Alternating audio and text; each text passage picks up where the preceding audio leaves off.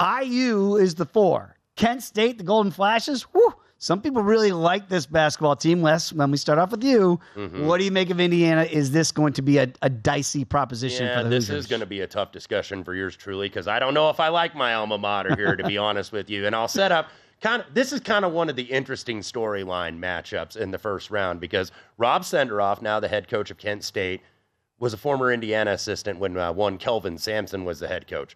Rob Senderoff was fired from Indiana University in the mid-2000s as part of the impermissible excess telephone calls. There was also some other reasons, lack of program control. I don't want to go into that. But he hates Indiana. He hates Indiana's guts. You're going to be motivated in the NCAA tournament anyway, but he loathes Indiana. He would love to get a crack at IU, and now he has it. This is a veteran team.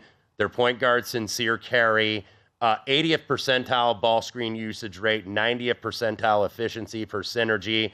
This is a guy that really leads the offense. He's going to be a tough cover. Indiana's going to miss Xavier Johnson here, by the way, defensively to guard him. So we'll see if Hood Schifino, whose defense can kind of be hit or miss, can guard him.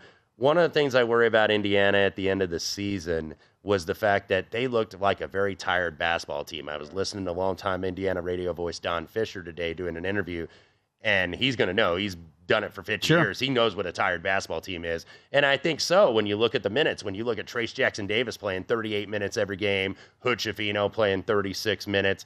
I think Indiana is the better team here, but I would lean to Kent State in the points. Sounds to me like it's personal. Rob Senderoff hates Indiana, hates Indiana's guts, and he loathes Indiana. Did I mention he doesn't like Indiana? I don't think he likes them.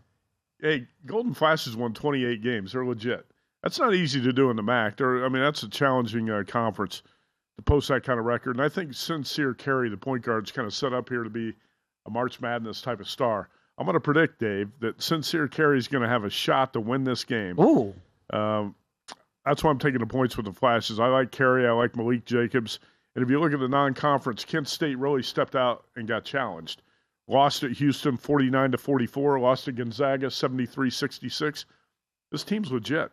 And the more I've looked at this game, and I watched the replay of the MAC title game last night, I think Kent State can win this game. I got to take the plus 4.5. Very quickly, Wes, because, again, a lot of times you might like teams like I mentioned with Miami and Florida against Drake, and then you look at the matchup and go, oh, I don't like it. Is this a situation here where you might have liked your alma mater a little bit more if it wasn't for this matchup against Kent State? Yeah, styles make fights in the NCAA tournament. And I would have liked it better if they were playing like Lafayette or Louisiana Lafayette or another 13 seed. This is a tough one, I think, for Indiana. So I would lean to taking the points as well. I think this is there are two 13 seeds that are really difficult to contend with in this tournament.